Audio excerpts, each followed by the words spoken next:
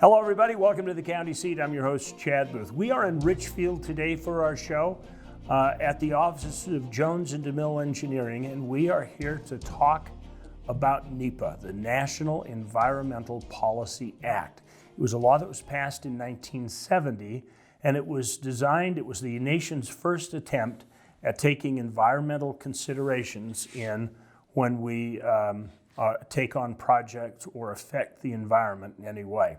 It has become a blessing and a boondoggle. It's got problems, it's got benefits, it's changed the way public works projects happen. Joining us for our conversation, Darin Bushman, Commissioner from Piute County, and Jana Jorgensen, who is the Environmental Coordinator here at Jones and DeMille Engineering. Thank you both for taking time. I'd like to start a little bit with what NEPA actually is. It's an act that specifically excludes the President and Congress from decisions that they make, but not the President's agencies that he has charge over. Tell me a little bit what you know about it. Sure. So NEPA really has two goals.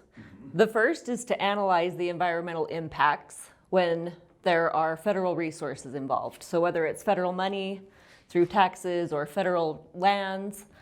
And then the second purpose is to communicate those impacts to the public so that they know how their public resources are being used.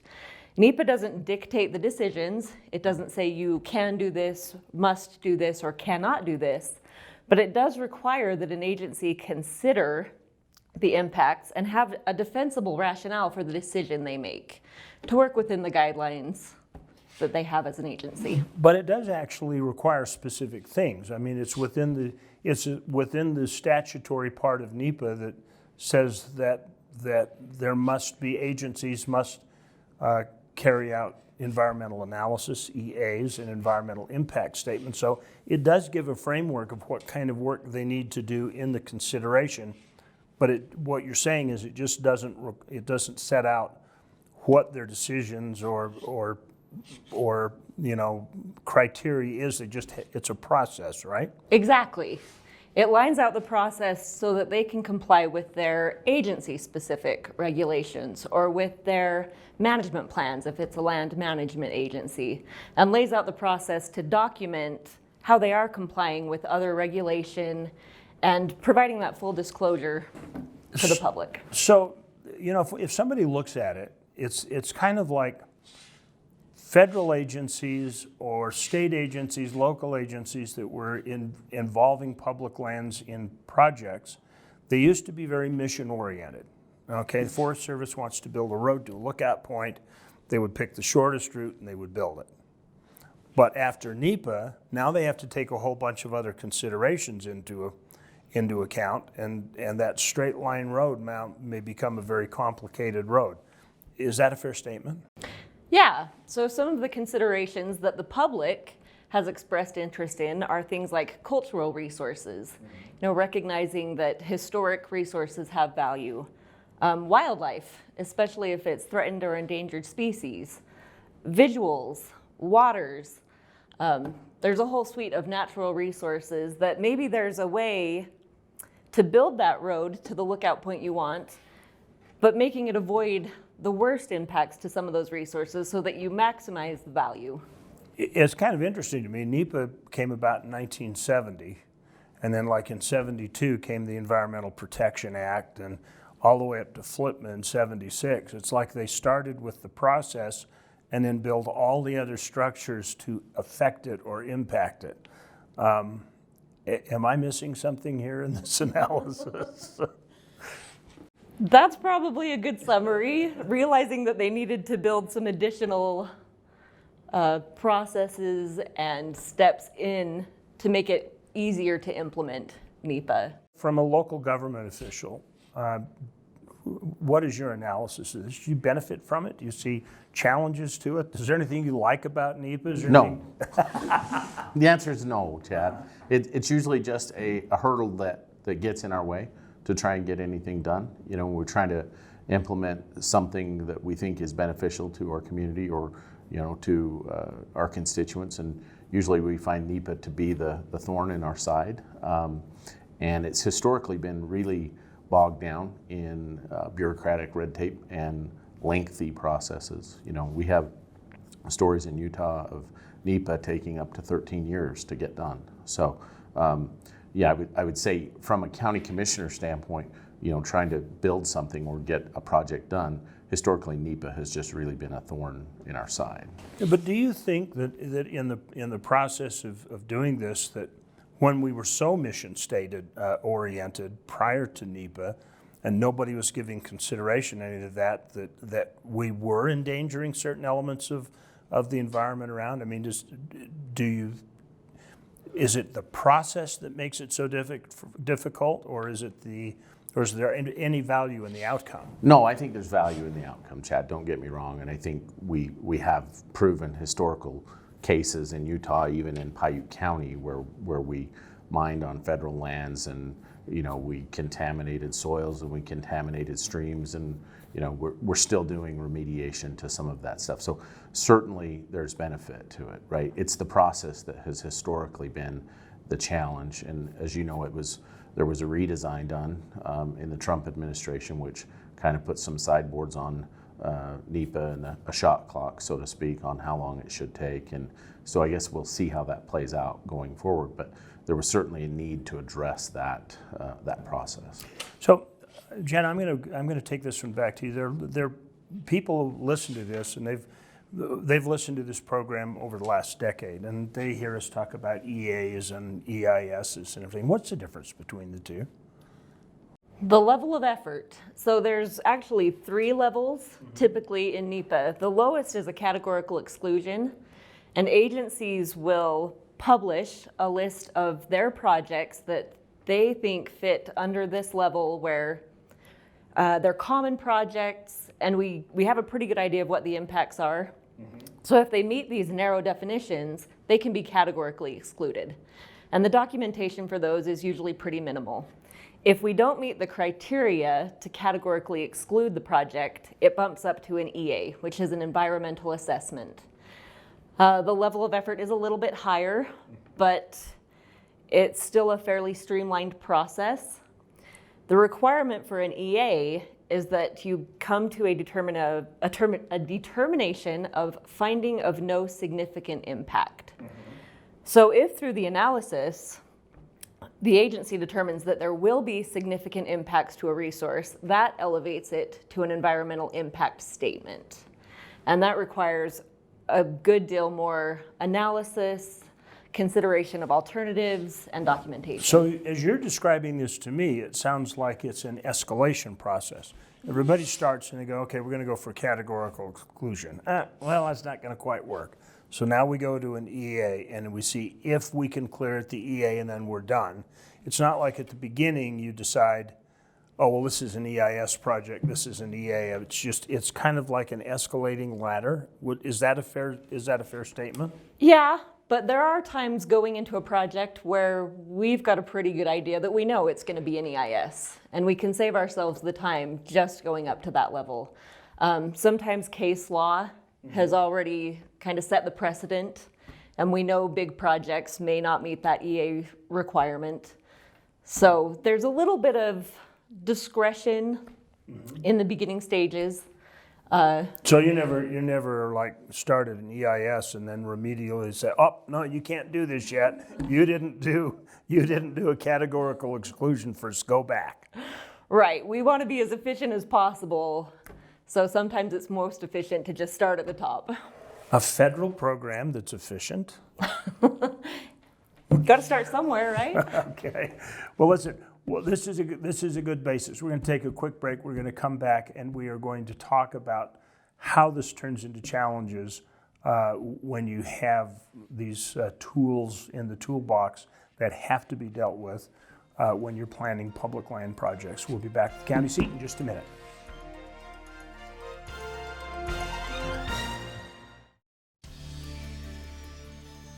Welcome back to the county seat. We are talking about the National Environmental Policy Act and what it requires for projects on public lands, the impacts it has on local government. So I would like to kind of get an understanding of what some of these kinds of obstacles are, because I hear horror stories that there are things that, an agency says, well, we've got to do an EIS on it, and then 10 years later, they've got one or two components of it done. I've heard a lot of stories like this when they're doing like leases and things out in the energy sector in eastern Utah, and just all kinds of, things that are unpleasant. So what are some of the obstacles? What kind of happens typically in an EIS? Okay.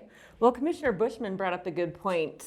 Sometimes the public involvement raises issues that we hadn't anticipated. And some of the more common ones we run into in Utah are cultural resources. We've got a pretty rich cultural heritage with prehistoric and pioneer heritage. Anything over 50 years old could be a historic resource. That would be me. Has to be evaluated. It doesn't mean that it is historic. It still has value. Endangered species is another resource that we run into. And with some of these resources, sometimes the work requires actually going out and doing field inventories, which can be very time and labor intensive. The bigger the project is, especially, and the more impacts there are, the more mitigation you might have to consider. Has there ever been a point in this process where the government just, everything was done by employees of the department, the division, and then they just got overwhelmed, and that's why it started to bog down? I mean, do you think they thought at first they could just handle this? Oh, I'm sure. I used to work for the Forest Service, and I know that they would like to be able to handle everything that comes across their desk. But they've also got, forest management responsibilities and limited resources, and they've got the same amount of time that everyone else does. We see it here, in our area where the agencies are just strapped for resources. Right now, the BLM really struggles with cultural clearances, right? And yeah, they don't have an archaeologist on staff. They don't have a person. The other thing that we've seen happen recently, Chad, I would say within the last couple of 3 years, is there used to be quite a shared employment process between the BLM and the Forest Service. I think the numbers I heard was there was somewhere in the neighborhood of 50 some employees that were shared between BLM and Forest Service.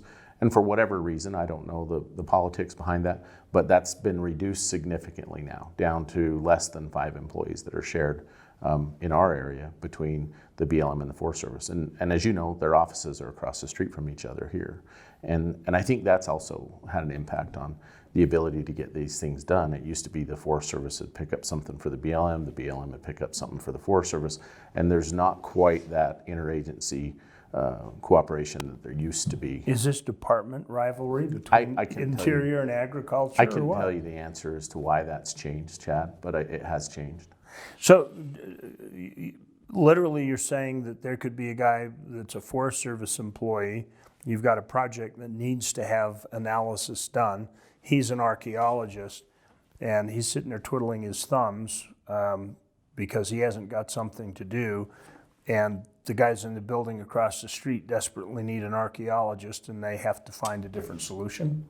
Yeah, I think there's some of that going on. We've seen it in our trail systems. The Forest Service and the BLM used to have a shared employee between the two, and now the BLM doesn't even have a person in that capacity, and they no longer participate in that program. So now you have a Forest Service employee only, but as you know, trail systems cross BLM and forest. So yeah, I can't tell you that anybody's twiddling their thumb. I'm just telling you that has changed. So.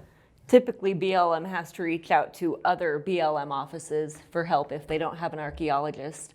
And it may be that the agency's own policies have diverged enough that there's not a lot of easy opportunity to share resources. Well, do you think it's possible that like the archaeologists for the Forest Service, because of changed policies within the departments, like the BLM and the Forest Service being so different in what they look at, that he wouldn't have the right criteria, or is an archaeologist just an archaeologist? I don't mean to minimize archaeology by any means. They're all highly qualified, I will tell you that. Yeah. But the internal processes may be different enough. I really can't speak to what the limitations are there. I was actually surprised to hear that had happened. That's not something I was familiar with even when I worked with the Forest Service, with sharing resources with the BLM. So it's an interesting idea. Maybe one of the bigger challenges is NEPA doesn't just stand alone. Part of NEPA requires that you comply with other federal regulation. So that includes the Clean Water Act, the Endangered Species Act, the Clean Air Act. And so I think a lot of times it's when we start interacting with those other regulations that it gets more complicated and time consuming, because then you're pulling in more agencies, more resources, and it really does just blow up in time and cost. Factory Butte's a good example of that, right? So you had to do the field analysis there, and all of a sudden you're now bringing in U.S. Fish and Wildlife Service, right? Because of the endangered critter that we're involving, and it took years. And that hadn't been an issue before. Does that stop the clock on other work? In other words, BLM is working on that Factory Butte issue, and they're trying to get the EIS done, and all of a sudden this thing comes up and their process stops until U.S. Fish and Wildlife gets done, and then they've got a clock. I mean, even if you put a timeline on it, you could still end up extending it, because then Fish and Wildlife gets done, and then there's a Clean Air Act issue, and then you got to wait for their clock to run out. Is that part of what this whole problem is? That could be part of it, and especially with endangered species, you may have to wait for flowering season for plants, for example, where you do nothing for months until the next spring rolls around, when someone can go out and do the surveys, and then you can start the process with Fish and Wildlife Service on the consultation side. So there can be just a block of time where nothing gets done because you're waiting for weather. Sometimes the same thing happens with cultural resources. You can't have snow on the ground when you do cultural surveys, and so you just sit and wait until the snow melts off. All right, we're going to take a quick break. We're going to come back and look at some of the alternatives to going through this process, relying strictly on the federal government. We'll be right back with the county seat.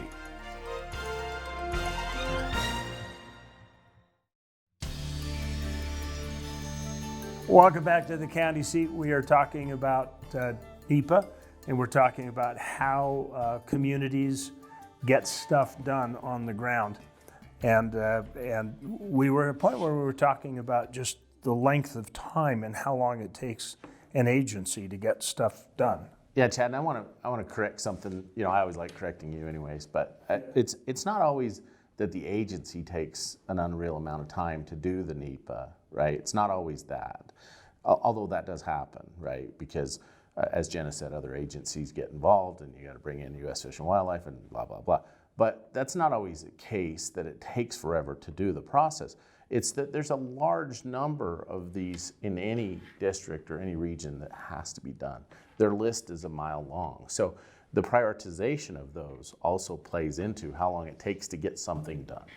So what happens if Piute County's priority doesn't match with how the BLM or the Forest Service has prioritized something? What's your solution? Well, historically what we've done is went to Washington, D.C. and tried to apply as much political pressure as we could to get it prioritized. And that's not always successful, right? So literally, what is the solution? Is there another out? So we just recently took a different approach. The first time we've ever done this in Piute County was we had a project. It was a trail extension project, and we said, how can we get this done? And we had learned about some stuff that Jones and DeMille had done here in Sevier County, and we said, you know what, let's just start there, right? Because we know this will never get prioritized into the system for the BLM and the Forest Service and get it done in a time that we want to get it done in. So we started by getting some funding and bringing Jones and DeMille in to help us do this as a third party and provide that work to the BLM and the Forest Service to move that project forward. So the agencies will accept work in their NEPA process that's come from an outside source? That's right. If you've got someone who's qualified and can prepare the documentation that the agency needs, that's really what it comes down to. is the agencies have to be able to demonstrate that they have complied with the law. Otherwise, your project could get litigated and enjoined, and then the agencies just got more work, less time, and your project doesn't go forward. So it's really in everyone's best interest to do it right the first time. And as a consultant, if we coordinate with the agency and understand the requirements they have to meet, we can be proactive in getting those cultural surveys done and having a mitigation plan and having a plan to do the surveys for endangered species or to avoid them. So what it's sounding like you're telling me is that you can hire somebody to do your homework for you, and then you can turn in the paper and get credit for it. Is that what we're seeing happen here? Typically, the agencies will have time to review something that someone else has prepared. They may not have the time to pull all their resource staff in to prepare it themselves, but they can take the time to review that and check the boxes, and it typically does move a lot faster if you've hired a consultant to do the work for them. How do they scrutinize not having some bias influence from an outside contractor? Does that require some reputation, or how do you prevent that from happening? Sometimes for bigger projects, the consultant will have to sign a non-competition clause or a clause of non-interest, something saying that they don't have a vested interest in the project. So there are times when certain consultants may not be eligible to help with that project. That is something that needs to be coordinated with the agency before you get started. How much time can you typically save by going out and being proactive and hiring a contractor? Well, I've heard agencies cite 3 to 5 years before they can start on most projects. As a consultant, we can typically get an EA done within a year or less. So you can cut 2 to 3 years out of the process. How'd that work for you? Well, we're in the process right now of doing it, but this is something that most counties haven't seen as an opportunity to be able to use a resource like Jones in the Mill to do this, but we believe it's going to cut several years out of the process. I mean, I've been skulking around you guys' issues now for a decade, and I really hadn't heard of this before. So might it be that there's some counties or cities, communities that aren't aware of this?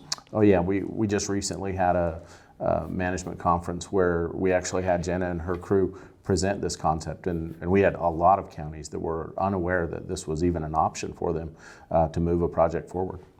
Is it tremendously expensive, or what you're saving? We go back to that issue. You design a bridge and it's going to cost you X million of dollars.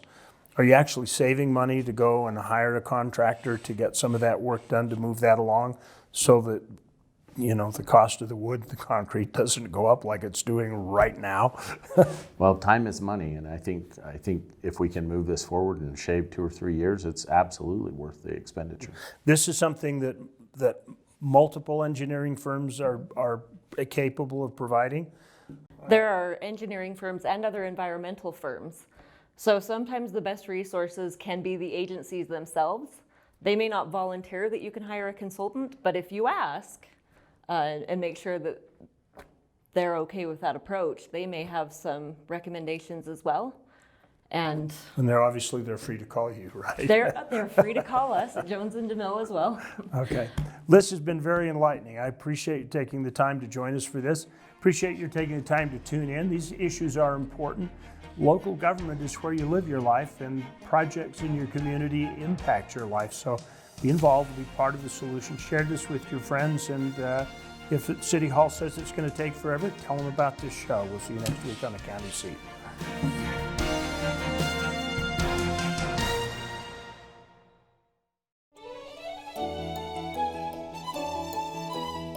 Thank you for watching the County Seat. Be sure to subscribe and turn on your notifications to keep up to date on the program and happenings around Utah.